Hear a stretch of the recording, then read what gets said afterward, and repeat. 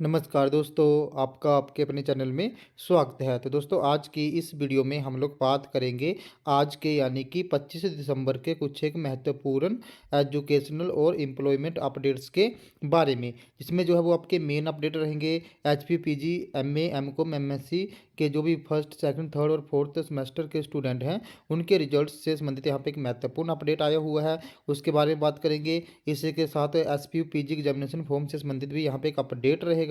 साथ में ही जो है वो हम लोग एचपी बोर्ड जो है वो डीएलईडी की फोर्थ राउंड की काउंसलिंग यहाँ पे करवाएगा, तो उसके रिगार्डिंग भी एक अपडेट आया हुआ है, तो इस पर बात करेंगे। साथ में ही एचपी, बीए, बीएससी, बीकॉम के जो भी स्पेशल चांस के स्टूडेंट्स थे उनके रिगार्डिंग यहाँ पे एक महत्वपूर्ण अपडेट आया हुआ है, तो उस पर भी बात करेंगे। इसी के साथ Himachal Pradesh staff selection commission Hamirpur से संबंधित भी कुछ एक अपडेट रहेंगे। इसी के साथ जो आपका JOAIT पेपर लीक मामला है उससे संबंधित भी यहाँ पे कुछ एक नए अपडेट आए हुए हैं, तो आज की इस वीडियो में जो है वो हम लोग इन सभी अपडेट्स के बारे में बात करेंगे। तो चलिए दोस्तों करते हैं वीडियो को स्टार्ट। सबसे पहले अगर हम लोग यहाँ पे बात करें JOAIT पेपर लीक मामले की, तो यहाँ पे पिछले 3 वर्षों के भीतर जो भी भर्तियां हुई थी वो भी अब यहाँ पे संदेह के घेरे में आ गई है। आरोपी की संपत्ति की जो है वो अब यहाँ पे विजिलेंस विभाग जो है वो जांच करेगा। तो ये जो भी महिला यहाँ पे संलिप्त पाई गई थी इस पेपर लीक मामले में, ये पिछले 3 वर्षों से जो है वो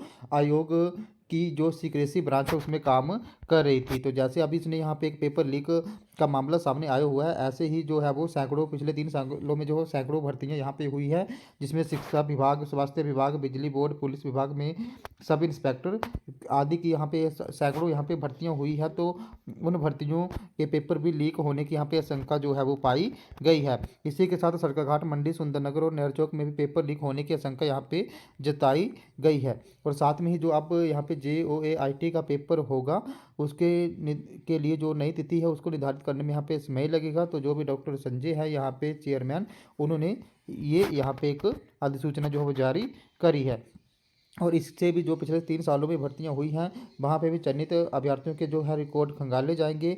वहाँ पे देखा जाएगा कि जो भी यहाँ पे ये महिला थी उसके साथ उनके कुछ वहाँ पे संबंध थे या नहीं थे, उन्होंने भी यहाँ पे पहले कोई पेपर लीक हुए थे या नहीं हुए थे। इसी के साथ जो भी यहाँ पे विजिलेंस है वो यहाँ पे आरोपी के रिश्तेदारों को भी ढूंढ रहा है कि कहीं जो भी आरोपी के रिश्तेदार थे वो भी इन भर्तियों में चयनित तो नहीं हुए थे, क्या उसने जो है वो उनको भी यहाँ पे पेपर जो लीक करके तो नहीं दिए थे। तो ये जो भी आरोपी महिला है वो सीक्रेसी ब्रांच में जो है पिछले 3 सालों से तैनात थी, और पेपर लीक मामले में जो है वो यहाँ पे इस महिला को गिरफ्तार जो है वो कर लिया गया है। तो आरोपी महिला के कर्मचारी घर से अब जो है वो 4.5 लाख का कैश भी बरामद हुआ है। तो JOAIT पेपर लीक मामले में विजिलेंस टीम की कार्रवाई हुई है।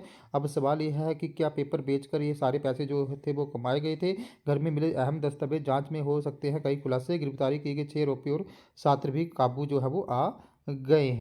इसी के साथ जो था वो पेपर खरीदने वाले ग्राहक ढूंढता था कोचिंग सेंटर का संचालक। तो यहाँ पे 31 वर्षीय संजीव कुमार जो था वो दलाल का काम करता था। उसने हमीरपुर में जो है वो यहाँ पे एक टाइपिंग ट्रेनिंग इंस्टीट्यूट और कोचिंग सेंटर जो है वो चला रखा है। इस दौरान क्लर्क भर्ती की तैयारी करने वाले युवा जब उसके कोचिंग सेंटर में आते थे तो वह प्रश्न पत्र के बदले पैसों की डील करता था। डील पक्की होने के बाद वह कर्मचारी जो है वो यहाँ पे जो भी संजीव कुमार था वो जो ये महिला कर्मचारी थी उसके घर में चला जाता था, और वहाँ पे जो है वो पैसे वसूलने के बाद अभ्यर्थियों को यहाँ पे भर्ती के प्रश्न पत्र उपलब्ध करवाए जाते थे। विजिलेंस की पूछताछ में ये बात सामने आई है। शुक्रवार को भी संजीव कुमार ने 2 अभ्यर्थियों से डील पक्की होने के बाद 2.5 लाख रुपए में एक अभ्यर्थी को प्रश्न पत्र उपलब्ध करवाने की बात कही थी, लेकिन एक अभ्यर्थी ने जो है वो विजिलेंस की टीम को इसकी सूचना दे दी, जिसके बाद जो है विजिलेंस की टीम ने इस गिरोह का पर्दाफाश यहाँ पे किया और उनको जो है वो यहाँ पे उन्होंने जाल बिछाया, जिसमें उनको यहाँ पे कामयाबी।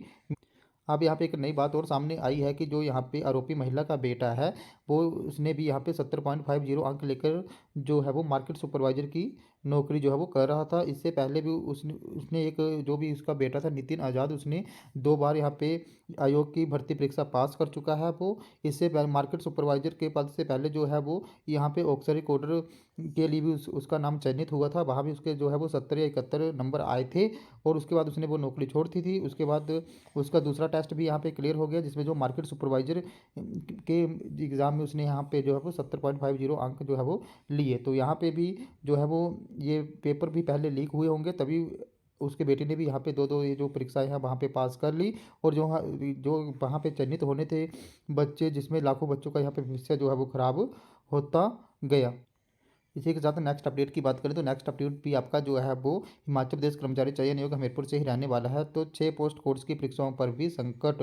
तो पिछले 3 साल में जो यहाँ पे अभी जो 6 पिछली जो 6 परीक्षाएं हुई हैं उनके भी पे भी यहाँ पे जो है वो संकट लटका हुआ नजर आ रहा है। तो चयन आयोग की तरफ से 25 दिसंबर को आयोजित होने वाले junior office assistant post code 965 की लिखित परीक्षा का पेपर लीक होने के उपरांत अब आगामी समय में होने वाली 6 अन्य जो पोस्ट कोड की लिखित परीक्षाएं रह गई हैं उन पे भी खतरे के बादल जो है वो मंडराए हैं। हालांकि कर्मचारी चयन आयोग ने इनके शेड्यूल में किसी तरह का कोई बदलाव नहीं किया है, लेकिन विजिलेंस की स्टेटस रिपोर्ट का इंतजार किया जा रहा है।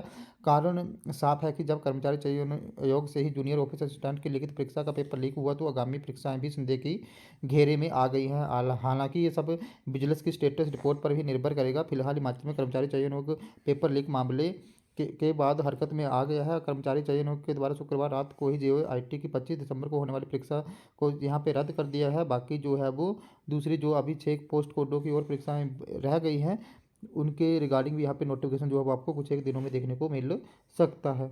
नेक्स्ट अपडेट की बात करें तो नेक्स्ट अपडेट जो है वो आपका हिमाचल प्रदेश स्कूल शिक्षा बोर्ड धर्मशाला से संबंधित रहने वाला है। तो DLED के चौथे राउंड की काउंसलिंग जो है वो कल से स्टार्ट होने जा रही है और ये काउंसलिंग जो है वो 26 और 27 को जो है वो करवाई जाएगी, जिसके लिए जो भी अभ्यर्थी हैं उनको सुबह 10 बजे जो है वो Himachal Pradesh board of school education धर्मशाला के जो भी मुख्यालय है वहाँ पे पहुँचना होगा।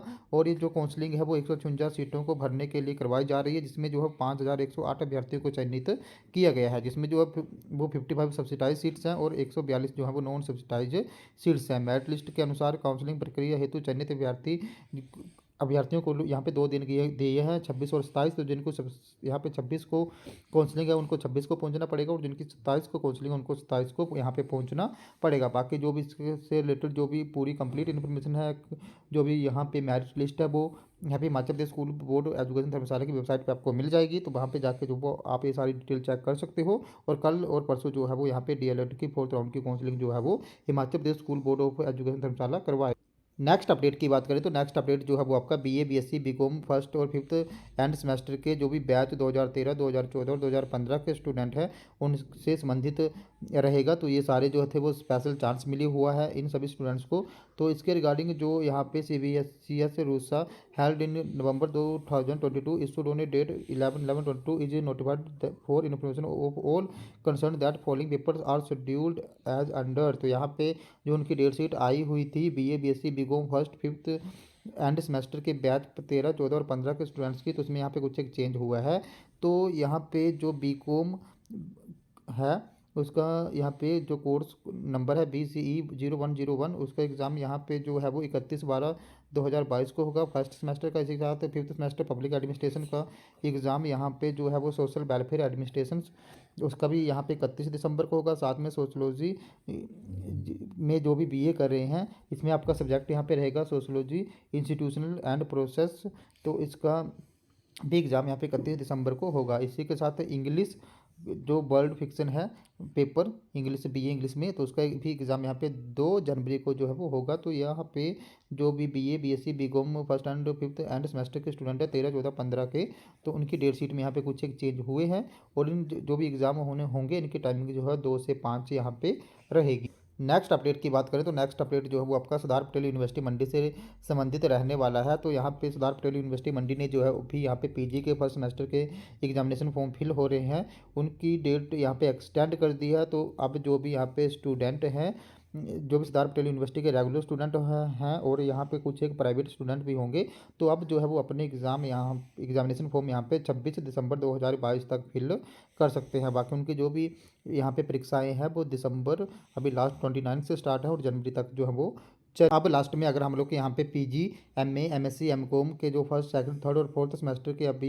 एग्ज़ाम हुए थे उनके रिजल्ट्स की बात करें तो हिमाचल प्रदेश BB में अब UG के परीक्षा परिणाम के बाद छात्रों को PG के परिणाम का इंतजार है। पिछले 5 महीने से जो है वो छात्रों की PG की परीक्षा यहाँ पे हो गई थी, पिछले 5 महीने हो गए हैं परीक्षाएँ हुए यहाँ पे, लेकिन उनका रिजल्ट जो है वो नहीं आया है। तो यहाँ पे जो भी PG की परीक्षाएं थी वो भी UG के साथ जुलाई और अगस्त में करवाई गई थी, लेकिन अभी तक इन परीक्षाओं का परिणाम घोषित नहीं हो सका है। इस कारण छात्र परेशान हैं। आप हिमाचल प्रदेश विश्वविद्यालय सहित प्रदेश के कॉलेजों में जो है वो विंटर वेकेशन के चलते छुट्टियां होने वाली हैं। ऐसे में छात्र अब इंतजार कर रहे हैं कि दिसंबर माह के अंत तक हर हाल में उनका रिजल्ट घोषित कर दिया जाए। इसमें एमएससी, एमसीए, पीजीडीसीए सहित एमए, एमकॉम के स्टूडेंट भी हैं जिनका परीक्षा परिणाम यहाँ पे लटका हुआ है। एचपी में जो है ईआरपी सिस्टम है उसकी खराबी के चलते छात्रों को हर साल इन दिक्कतों का सामना करना पड़ता है। इससे पहले भी यूजी के परीक्षा परिणामों में भी कई खामियां देखी गई थी। उधर अधर में ये परीक्षा परिणाम भी लटके हुए हैं, जिस कारण छात्रों को अगले सेमेस्टर में भी पढ़ाई करने में भी दिक्कत आ रही है। छात्रों का एक सत्र तो पूरा हो चुका है, लेकिन उनके पहले सेमेस्टर के ही परिणाम यहाँ पे घोषित नहीं किए जा सके हैं। रिजल्ट लेट आने का सबसे बड़ा कारण है नॉन टीचिंग स्टाफ की कमी। तो हिमाचल प्रदेश विश्वविद्यालय में इसके लिए भर्ती की नोटिफिकेशन सूचना 2020 दिसंबर, 2021 जनवरी 2022 में भी निकली थी, लेकिन अभी तक इन ये परीक्षा करवाने में प्रशासन नाकाम रहा है। छात्रों से फीस लेने के में विश्वविद्यालय प्रशासन सबसे आगे रहता है, लेकिन एग्ज़ाम कंडक्ट करवाने और रिजल्ट निकालने में सबसे पीछे। तो यहाँ पे एचपीयू की जो कमियां हैं वो साफ नज़र आ रही हैं। जो ईआरपी सिस्टम उनका जिस पर उन्होंने क्लीन चिट भी दे दी है, लेकिन उसमें भी अभी भी कमियां पाई गई हैं। ये इसी कारण उनके ईआरपी सिस्टम के कारण यहाँ पे जो है वो ये रिजल्ट जो टाइमली नहीं निकल पाते हैं।